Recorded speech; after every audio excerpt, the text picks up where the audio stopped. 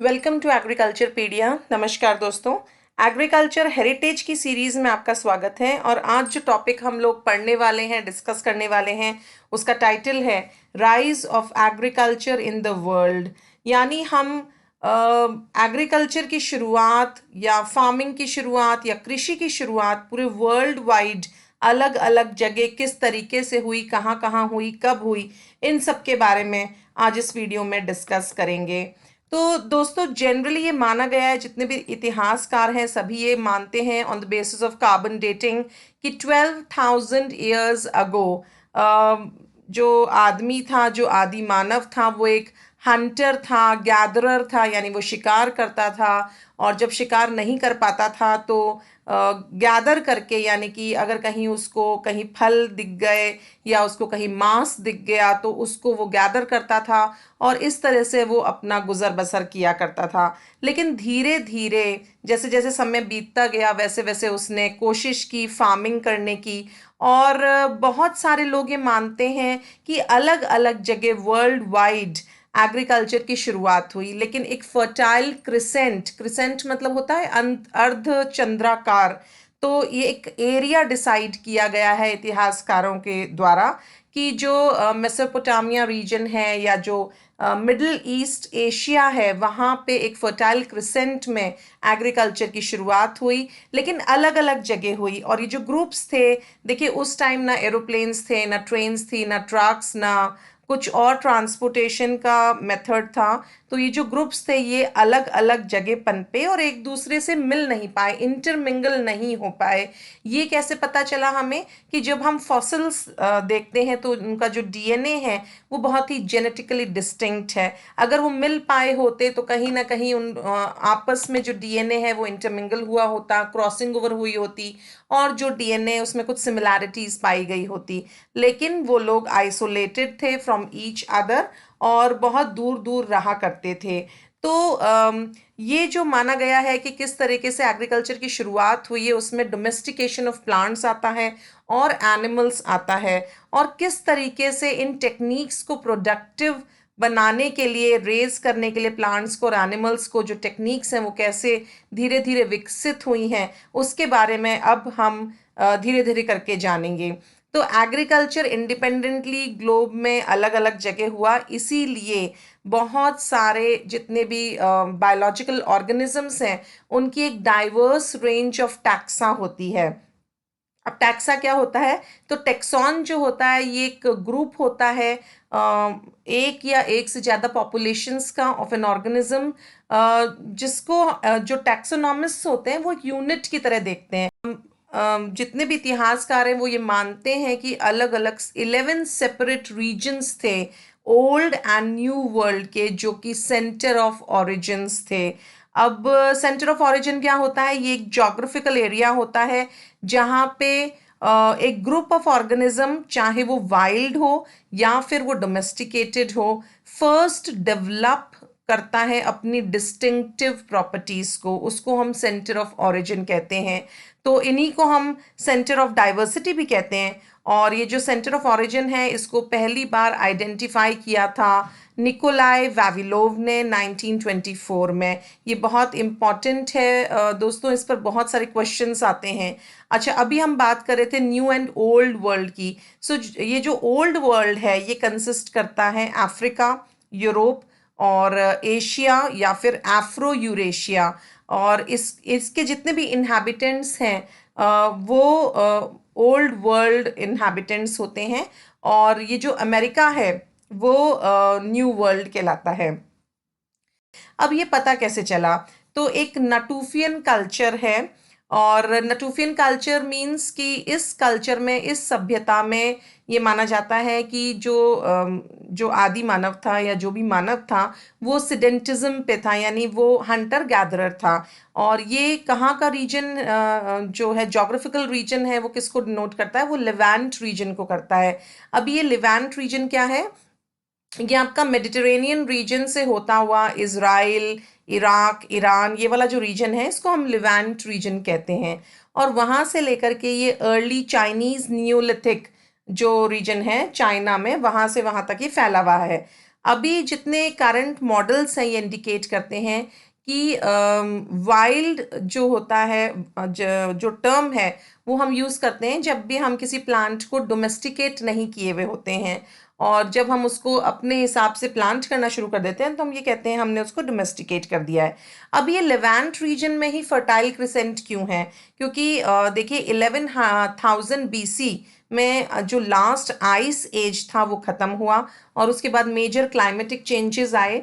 तो जो अर्थ है उसमें it was subjected to long dry seasons. अब ये जो कंडीशंस थी ये इन्होंने फेवर किया एनुअल प्लांट्स को, जो कि एक लॉन्ग ड्राई सीजन के बाद मर जाते थे। तो अब जब मर जाते थे तो उसके बाद ये जो डॉर्मेंट सीड या ट्यूबर है उसको प्रोड्यूस करते थे। जब ये डॉर्मेंट सीड और ट्यूबर को हंटर गैदरर ने अपने यहाँ स्टोर करके रखा और उसको खाना शुरू किया, उसके बाद इसी ट्यूबर को जब उसने कहीं और बोया या सीड को कहीं बोया तो फार्मिंग की शुरुआत हो गई। तो इसी तरह से जब हम अर्ली डेवलपमेंट्स को देखते हैं तो शुरू शुरू की जो कम्युनिटीज़ थी उन्होंने जितना भी फ्लोरा एंड फौना था, यानी जो प्लांट्स थे और जो एनिमल्स थे, उनको अपने बेनिफिट के लिए डोमेस्टिकेट करना शुरू किया। तो जो एनिमल्स उनके काम में आते थे हंटिंग के लिए, जिनका मीट खाना उन लोगों को पसंद था, उसको डोमेस्टिकेट करना शुरू किया इन लोगों ने। और एग्जैक्ट डेट्स नहीं कोई बता सकता है, एग्जैक्ट टाइम नहीं कोई बता सकता है कि कब शुरुआत हुई कि जो सीड्स हैं उसको खाने से लेकर डोमेस्टिकेट करना कब शुरू हुआ।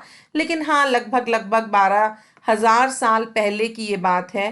कार्बन डेटिंग से हमें एक बहुत स्पेसिफिक टाइम पीरियड नहीं पता चलता है, हालांकि कौन सा एरा चल रहा था वो हमें पता चल जाता है। तो अभी हमने बात की कि भाई 11 सेपरेट रीजन्स जो थे ओल्ड एंड न्यू वर्ल्ड के, वहाँ पे इंडिपेंडेंट सेंटर्स ऑफ ऑरिजिन्स मिलते हैं। तो जैसे कि अलग अलग सेंटर ऑफ ऑरिजिन के अंदर आएगा आपका यूरेशिया, जिसके अंदर Europe, east Asia, south west Asia ये सब आता है। तो वहाँ पे हमें प्रमाण मिले हैं कि पिग्स को डोमेस्टिकेट किया गया था, यानी सुअर को डोमेस्टिकेट किया गया था। सिमिलरली शीप को डोमेस्टिकेट किया गया था मेसोपोटामिया रीजन में, और कैटल भी डोमेस्टिकेट की जाती थी मॉडर्न टर्की में, पाकिस्तान में, और साथ ही साथ कैमल्स के डोमेस्टिकेशन के भी प्रमाण मिलते हैं। लेकिन 9,500 बीसी तक जो ये बहुत सारी फाउंडर क्रॉप्स हैं जो एग्रीकल्चर की, वो अपीयर नहीं हुई थी। फाउंडर क्रॉप्स कौन सी हैं? जो आप अभी खाते हैं, जैसे कि धान, गेहूं, बाले, मटर, दाल, ये जितनी भी क्रॉप्स हैं जो आप रोजमर्रा की अपनी ज़िंदगी में खाते हैं, they are known as the founder crops of agriculture. तो ये जो 8 क्रॉप्स हैं, तो इनमें सबसे पहले एमर व्हीट आया, उसके बाद एनकॉर्न व्हीट आया, उसके बाद बार्ले, मटर, लेंटिल, बेटर वेच और चिकपी और फ्लैक्स।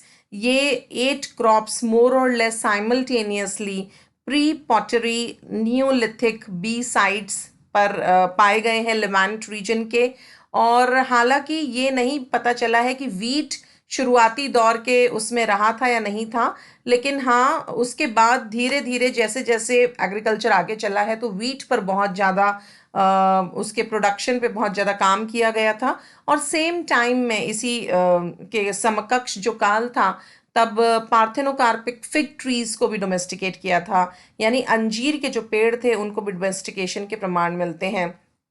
सिमिलरली राय करके एक जो आपका सीरियल होता है, जिसका अगर क्रॉस हम वीट से कराते हैं तो हमको ट्रिटिकेल मिलता है। इसके भी प्रमाण मिलते हैं कि नियोलिथिक साइट्स में जो एशिया माइनर है, यानी टर्की और उधर का जो एरिया है, वहाँ पे इसको पैदा करने के प्रमाण मिलते हैं। हालांकि जो क्रिटिक्स हैं वो पॉइंट करते हैं कि रेडियो कार्बन डेट्स में थोड़ी बहुत ऊपर नीचे हो सकता है, क्योंकि जो आइडेंटिफिकेशन है ये सिर्फ ग्रेन के बेसिस पे किया जाता है रेडियो कार्बन डेटिंग में, rather than on chef. Chaff होता है आपका जो ग्रेन के नीचे का जितना भी पोर्शन होता है उसको हम चैफ कहते हैं। तो दोस्तों, लगभग 8,000 बीसी तक जो फार्मिंग है वो नील नदी सभ्यता जो है वहाँ तक आ चुकी थी। और अब धीरे धीरे इसी समकक्ष काल में अलग अलग जगह धीरे धीरे सभ्यताओं का विकास हुआ, और सभ्यताओं का विकास हमेशा ही किसी नदी के किनारे होता है, क्योंकि पानी एक बहुत ही इम्पोर्टेंट सोर्स है हम लोगों के जीवन का। पानी के बिना जीवन की हम कल्पना भी नहीं कर सकते हैं। तो पानी आपके पीने के काम में आता है, नहाने के काम में आता है, इरिगेशन के काम में आता है, खाना बनाने के काम में आता है, और हमारी पूरी बॉडी में जितने सेल्स हैं उसमें भी more than 98% of the weight by volume is water only. तो इसीलिए जितनी भी क्रॉप्स थी, जितनी भी सभ्यताएं थी, वो सब नदियों के आसपास ही ग्रो करी हैं। और ये भी प्रमाण मिलता है कि चाइना के जो एरिया है वहाँ पे राइस प्राइमरी क्रॉप थी रादर दैन वीट, और धीरे धीरे मेज को भी डोमेस्टिकेट करना शुरू कर दिया from the wild grass teosinte in southern Mexico. ये टियोसिंटे क्या है? एक मेक्सिकन ग्रास है, और ये माना गया है कि जो आज का जो मेज है, मेज मतलब भुट्टा, उसका पेरेंट प्लांट है ये। तो 6700 BC में हमें ग्रास टियोसिंटे के प्रमाण मिलते हैं। सिमिलरली 8000 BC में हमें पोटैटो यानी आलू, टोमेटोज, पेपर और स्क्वाश, इसके भी प्रमाण मिलते हैं। स्क्वाश होता है कुकुरबिटेसी फैमिली के फ्रूट्स होते हैं, उनमें से एक फ्रूट होता है या वेजिटेबल होती है, उसको हम स्क्वाश कहते हैं। और लगभग ये कद्दू या जुशीनी अगर आपने देखा होगा तो उससे मिलता जुलता होता है। और तो और बहुत सारी वैरायटीज ऑफ बीन, जो फलियां होती हैं, वो भी डोमेस्टिकेट की गई थी न्यू वर्ल्ड में। तो सिमिलरली एग्रीकल्चर जो है वो इंडिपेंडेंटली डेवलप होता है अलग अलग जगह, जिसके अंदर मेजर सेंटर ऑफ ओरिजिन्स में आइलैंड ऑफ न्यू गिनी भी शामिल है। और बनाना का कल्टीवेशन यहाँ पे बहुत अच्छे से किया गया, जिसमें हमें हाइब्रिडाइजेशन के भी प्रमाण मिलते हैं। और ये जो हाइब्रिडाइजेशन का जो रेडियो डेटिंग से हमें पता चला है कि 5000 BC या पॉसिबली 8000 BC इन पापुआ न्यू गिनी में हाइब्रिडाइजेशन ऑफ बनाना किया जाता था। तो आप सोचिए, अगर हम ये सोचते हैं कि माइक्रो प्रोपोगेशन जो टर्म है या जो सब्जेक्ट है वो बहुत ही लेटेस्ट है, तो ये हमें अपने नॉलेज में सुधार कर लेना चाहिए। एटलीस्ट 8000 BC यानी बिफोर क्राइस्ट, 8000 वर्ष ईसा पूर्व भी हाइब्रिडाइजेशन किया जाता था। और धीरे धीरे अब जो है हम लोग उस टेक्निक में धीरे धीरे सुधार ला रहे हैं, but we were not the inventors of those techniques.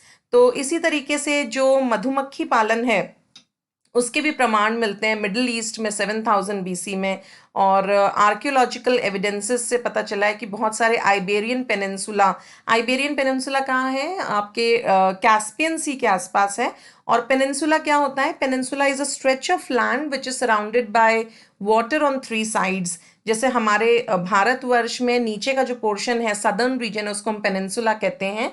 तो ये जो आइबेरियन पेनिनसुला है, यहाँ पे प्लांट्स और एनिमल्स को डोमेस्टिकेट करने के प्रमाण मिलते हैं राउंड अबाउट 6000 टू 4500 BC। और यहीं पे ये जो पॉन्टिक स्टेपे है, ये भी एक एरिया है उसी रीजन में।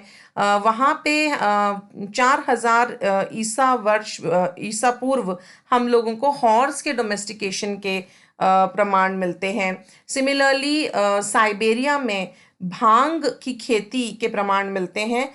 और जो ये भांग है या कैनबिस है, it was used both as fibre for rope making and as a medicine in ancient Egypt round about 2350 BC। यानी भांग के जितनी भी मेडिसिनल प्रॉपर्टीज हैं वो इतने साल पहले भी लोगों को पता थी। दोस्तों, नदर्न चाइना में मिलेट के डोमेस्टिकेशन के प्रमाण मिलते हैं लगभग 8000 से 6000 ईसा पूर्व।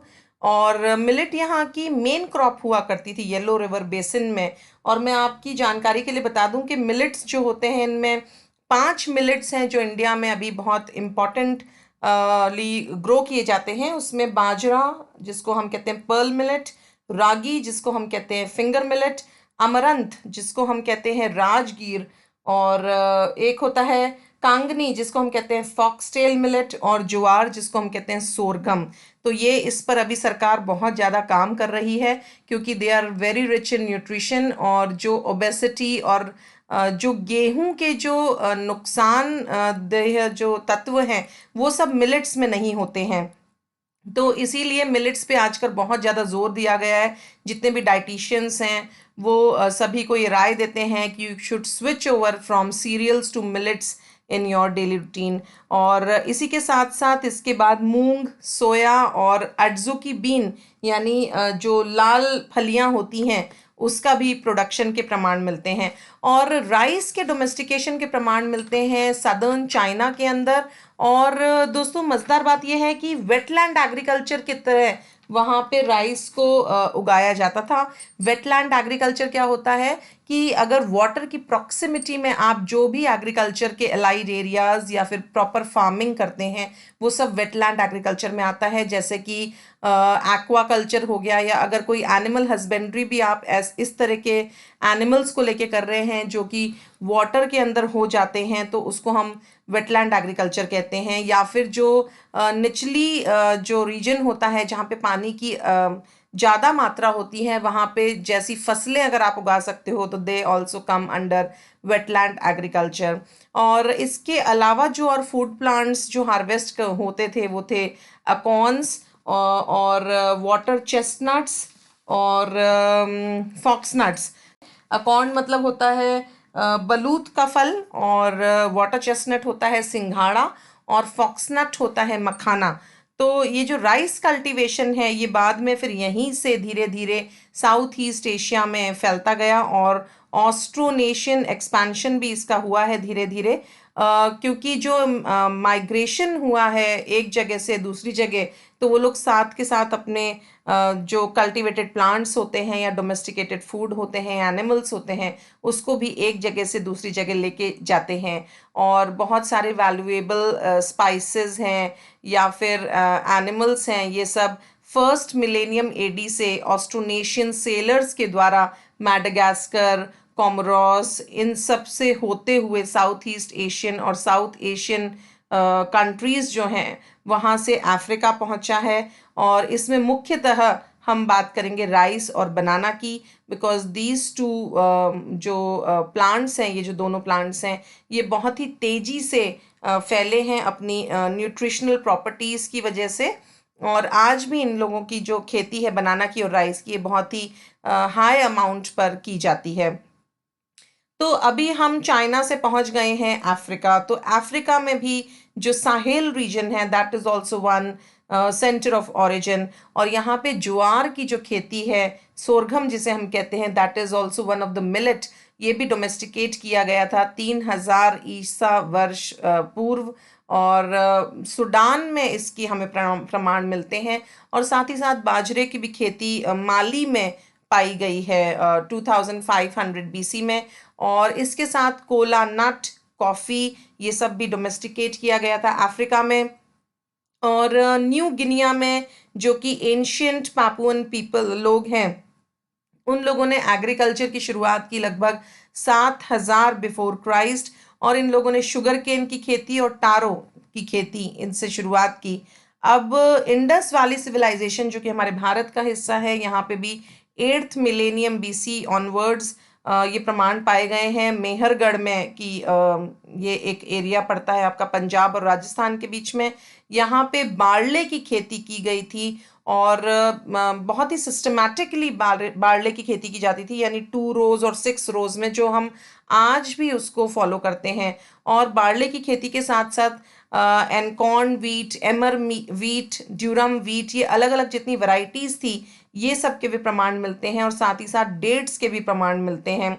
और जितने जो गैजल है या स्वॉम्प डियर है या black buck, chital, wild ass, wild goat, wild sheep, boar, nilgai, इन सब के शिकार के भी प्रमाण मिलते हैं।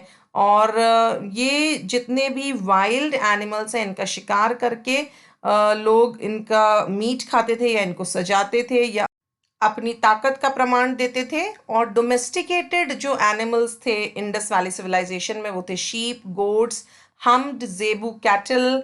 और इन सब से हमें पता चलता है कि ग्रेजुअली इंसान जो है वो हंटिंग और गैदरिंग से एग्रीकल्चर की तरफ शिफ्ट हो गया था।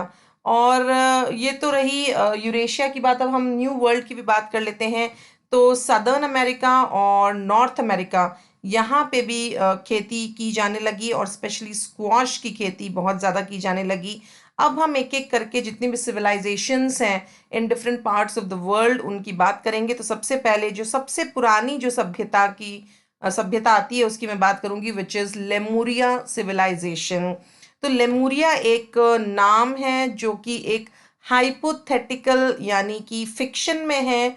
अभी आज प्रैक्टिकली हम नहीं देख सकते हैं, लेकिन ये माना जाता है कि ऐसा एक आइलैंड हुआ करता था और ये माना गया है कि वो अब डूब गया है वो कॉन्टिनेंट, और उसके अंदर लैंड के ब्रिजेस बन गए हैं। और ये लैंड मास स्ट्रेचिंग फ्रॉम सियोलोन, सियोलोन मतलब श्रीलंका से लेकर Madagascar, all the way to the central Pacific Ocean, across the Indian Ocean and Indonesia, ये stretch करता था लेमुरिया रीजन। तो एक एंशियंट लेमुरिया मैप भी मिलता है इंडिया का, आप उसे गूगल करिएगा, विच इज़ 30,000 BC, यानी कि क्राइस्ट के पैदा होने से 30,000 साल पुरानी ये बात है, जब एक लेमुरिया एक एरिया था, जोग्राफिकल एरिया ये माना जाता है। अब ये जो लेमूर्स जो वर्ड है ये आया है एंसेस्टर्स वर्ड से, यानी लेमूर अगर आप देखेंगे तो एप्स की ही फैमिली के होते हैं, और ये मानते हैं हम लोग कि जो बंदर हैं उनके हम वंशज हैं, तो man has descended from the apps. इसीलिए जो लैंड एंसेस्ट्रल लैंड्स है या फिर लैंड ऑफ द एंसेस्टर्स है उसको हम लेमुरिया कहते हैं। तो ये जो एंशियंट लैंड है it was tying India and Australia together, that sank incrementally over time, और इसी को हम कहते हैं लेमुरिया। यानी लेमुरिया में ऑस्ट्रेलिया भी एक पार्ट था और इंडिया भी एक पार्ट था। अब ये बिल्कुल हाइपोथेटिकल नहीं है, बिकॉज तमिल भाषा में जो बार्क राइटिंग्स हैं, यानी जो पेड़ों पर लिखी हुई जो जो पेड़ की जो छाल होती है उसके ऊपर लिखी हुई जो राइटिंग्स हैं, उसमें हमें पता चलता है कि एक gigantic southern part of India जो था वो कनेक्टेड था ऑस्ट्रेलिया से, जो कि धीरे धीरे धीरे डूब गया। और इसको हमारी भाषा में, इंडियन भाषा में कुमारी कंदम कहते हैं।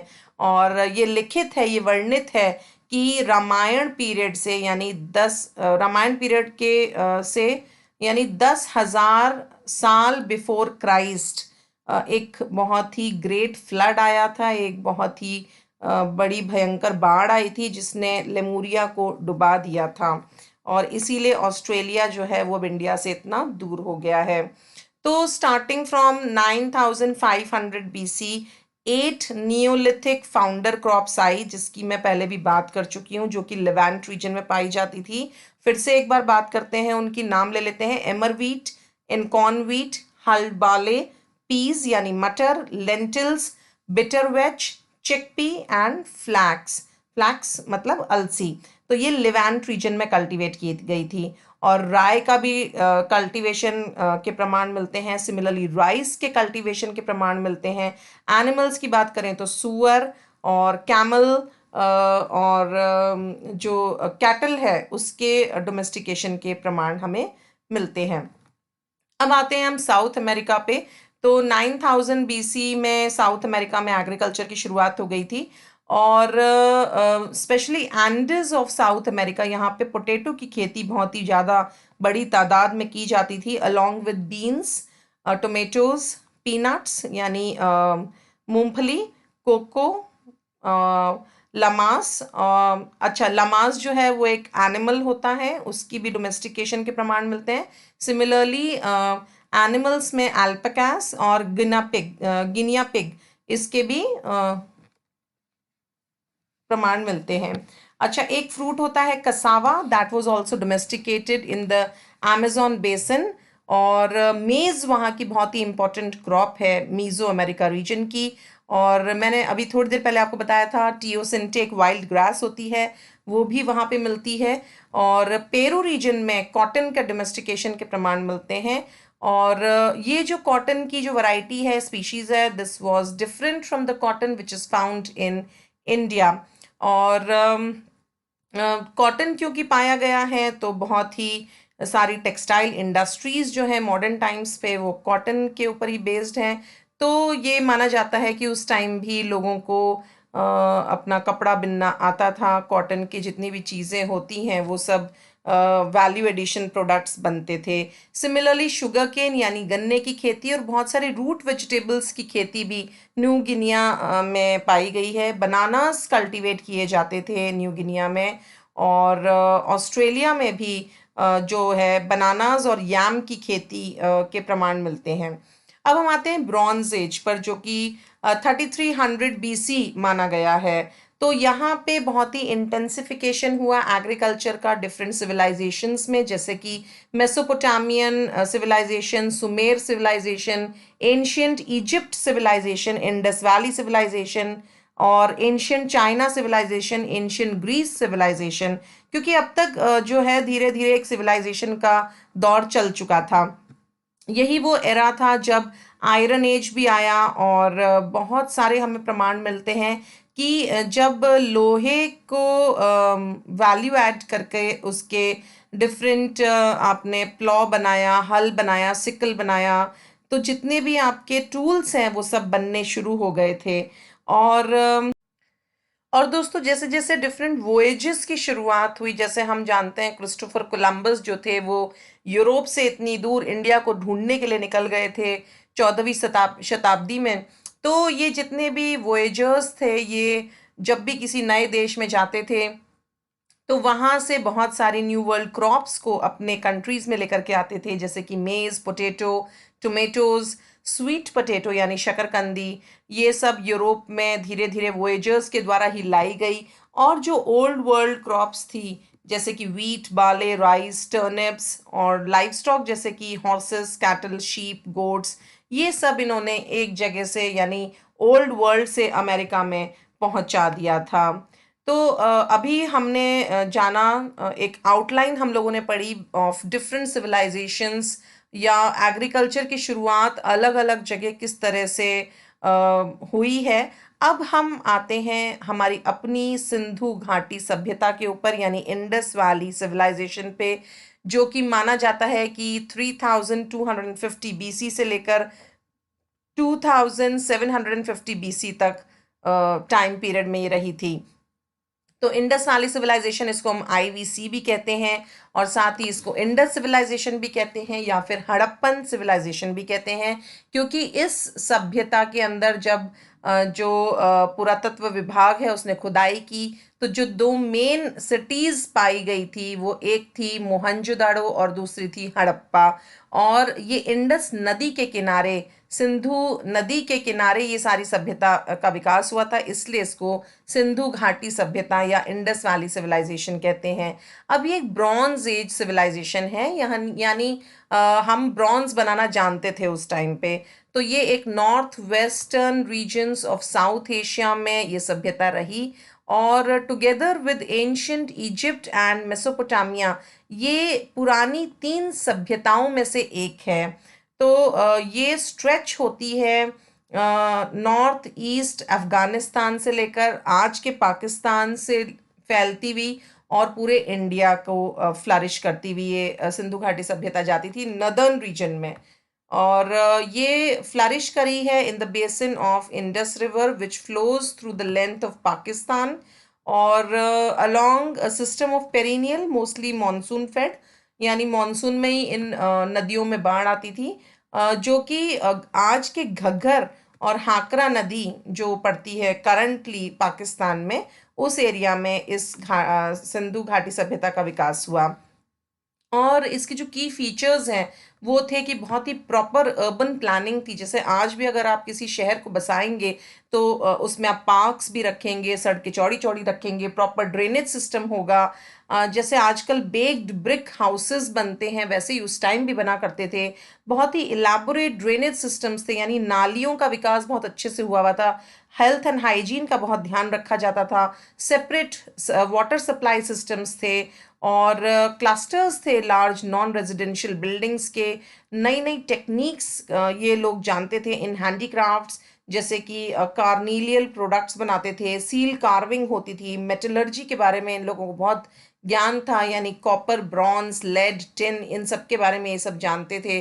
और इस जमाने के लोगों को इम्पोर्टेंस पता थी प्लॉइंग की for proper sowing of crop, यानी इन्हें पता था कि हल चलाने से क्या फ़ायदा होता है, मिट्टी को उलट पलट करने से क्या फ़ायदा होता है, और सीड को किस तरीके से कवर किया जाता है बोने के बाद।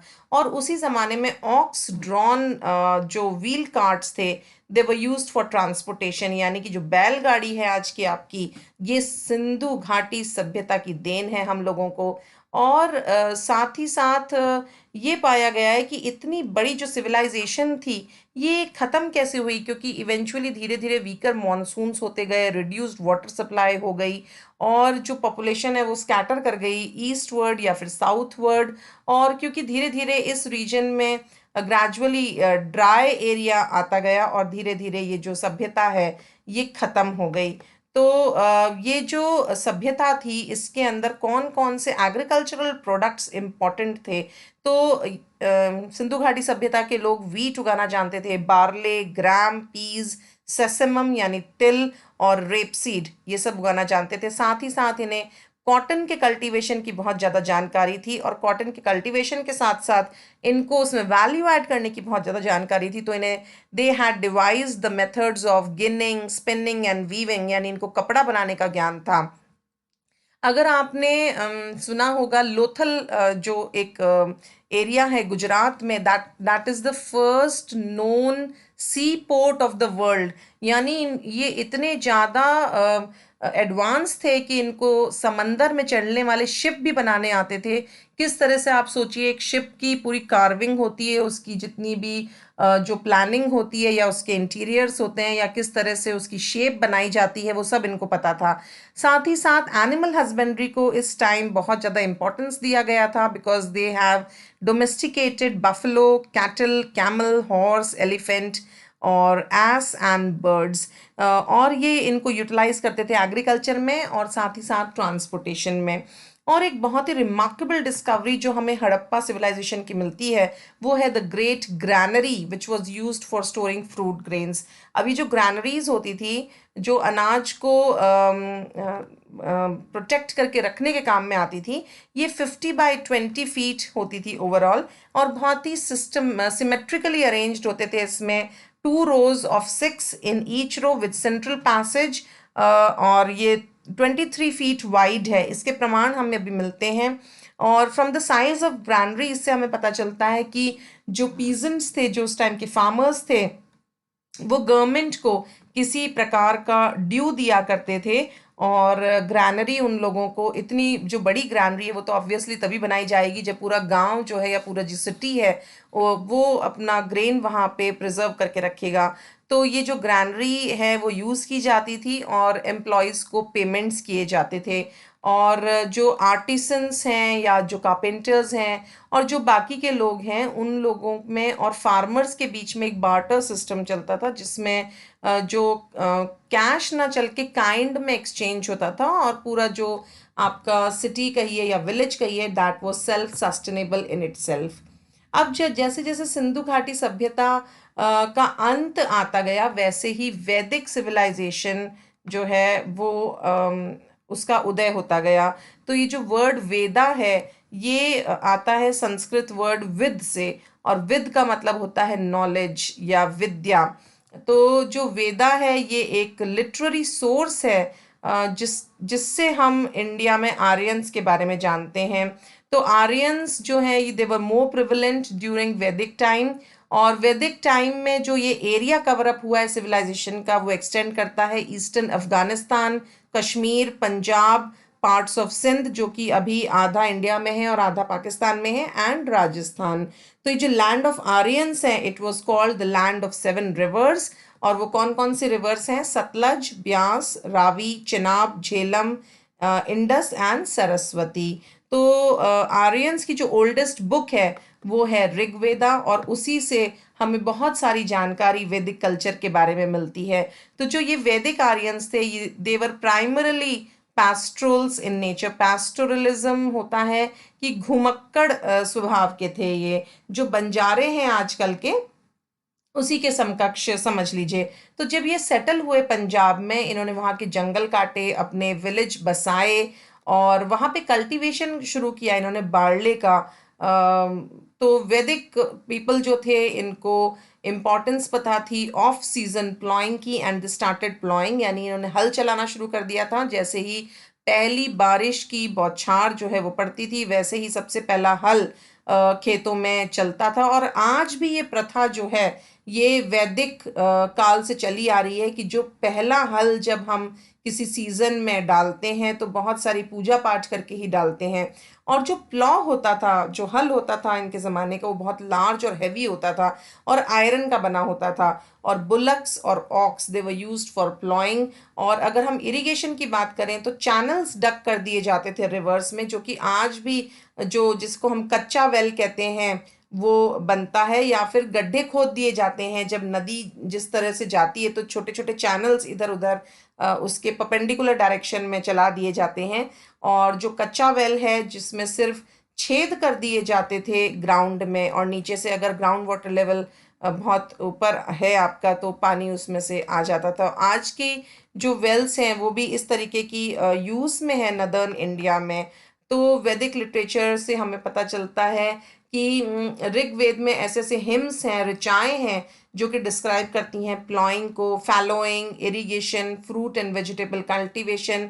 सिमिलरली एक संस्कृत की टेक्स्ट है भूमि वर्गः, उस उन्होंने सजेस्ट किया है, और ये सजेशन जो है ये 2500 ईयर ओल्ड है। उसमें उन्होंने क्लासिफाई किया एग्रीकल्चरल लैंड को इनटू 12 कैटेगरीज।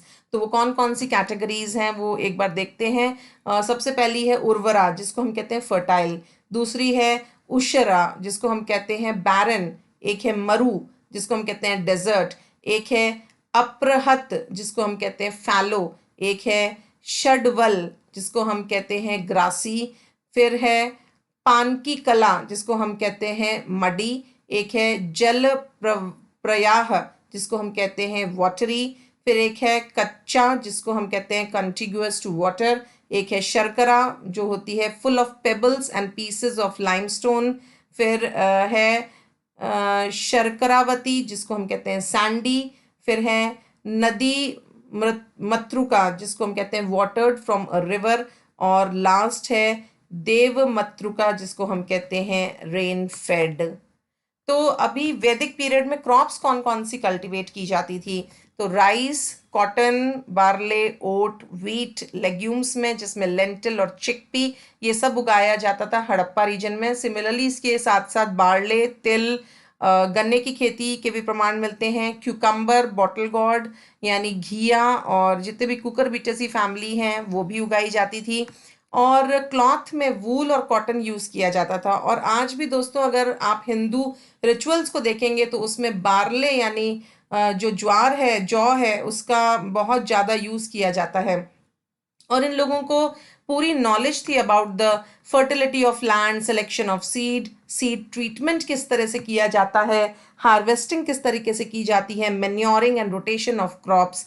तो जो ये तो हुई बात हमारे मेन क्रॉप्स की। अगर फ्रूट्स की मैं बात करती हूँ तो fenugreek, jujube, grapes, dates, jackfruit, mango, mulberry, black plum, इन सब के प्रमाण मिलते हैं। और डोमेस्टिकेशन ऑफ बफेलो भी शुरू हो गया था। अभी ये तो हुई दोस्तों एग्रीकल्चर में प्लांट्स और एनिमल्स की बात। अभी मैं बात करना चाहती हूँ टूल्स के बारे में जो कि यूज़ किए जाते थे एग्रीकल्चर में।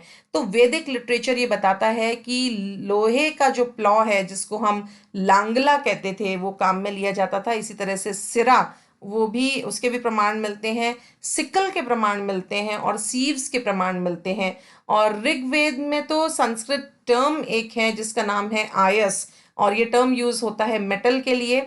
और ये लिखा गया है वेद की ऋचाओं में कि दस्यु जो थे यानी जो आपके जो डाकू होते हैं, डकैत होते हैं, वो अयस यूज किया करते थे। और ये जो अयस थे ये ब्रॉन्ज या कॉपर के बने होते थे रादर देन आयरन। और ऋग्वेद में लिखा गया है कि जो वैदिक स्टेट था ब्रह्मवर्त का, अब ये ब्रह्मवर्त क्या है कि ये जो रीजन होता है सरस्वती और दृषद्वती जो रिवर है, इन दोनों के बीच का जो रीजन है, ये मनुस्मृति में ये इसके प्रमाण मिलते हैं कि वहाँ पे खेतड़ी एक जगह हुआ करती थी जहाँ के कॉपर माइंस बहुत ही इंपॉर्टेंट हैं। और आज भी दोस्तों जो राजस्थान स्टेट में खेतरी एक जगह है, वहाँ पे कॉपर माइंस बहुत ही ज़्यादा तादाद में मिलती हैं।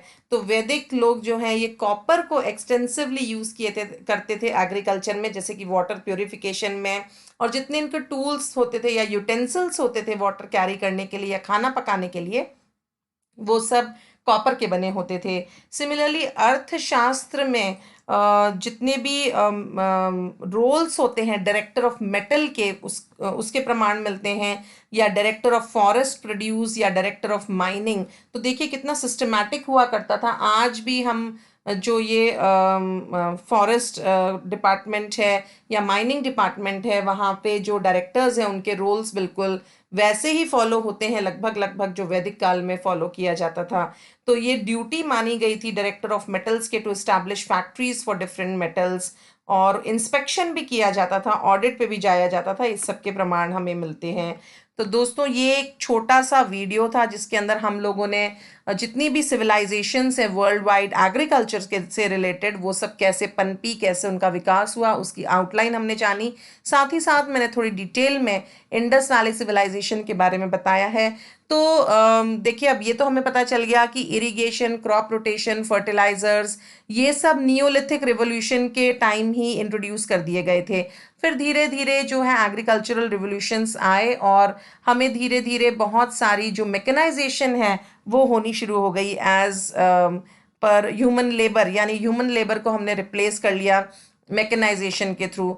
और अब तो धीरे धीरे सिंथेटिक फर्टिलाइजर्स, पेस्टिसाइड्स और सेलेक्टिव ब्रीडिंग के थ्रू बहुत चेंजेस आ गए हैं एग्रीकल्चर में। तो जिन्होंने ऑब्वियसली क्रॉप यील्ड्स को बढ़ाया है, लेकिन कहीं ना कहीं हमारी जो भूमि की उर्वरता है, जो एक बैलेंस है हमारे एनवायरनमेंट का, उसको कहीं ना कहीं बिगाड़ दिया है। तो आज जो मॉडर्न एग्रीकल्चर है उसके लिए ये बहुत ही ज़रूरी है कि उसमें सोशल, पॉलिटिकल, एनवायरमेंटल इश्यूज को रेज किया जाए, जो कि इतनी ज़्यादा हार्म कर रहे हैं हमारे एनवायरनमेंट को, हमारे सस्टेनेबल एग्रीकल्चर को। तो ये वीडियो आपको बताने का यही एक मेरा मोटो था कि आप ये जानें कि बिना सिंथेटिक फर्टिलाइजर्स के, बिना खराब किए हमारी मिट्टी को या बिना नुकसान पहुंचाए हमारे एग्रीकल्चरल सिस्टम को भी खेती की जा सकती है। तो आज की वीडियो में बस इतना ही। अगर आपको मेरा ये वीडियो पसंद आया हो तो इस वीडियो पे कमेंट करिए, इसे शेयर करिए अपने दोस्तों के साथ, और मेरे चैनल एग्रीकल्चर पीडिया को सब्सक्राइब करना ना भूलें। धन्यवाद।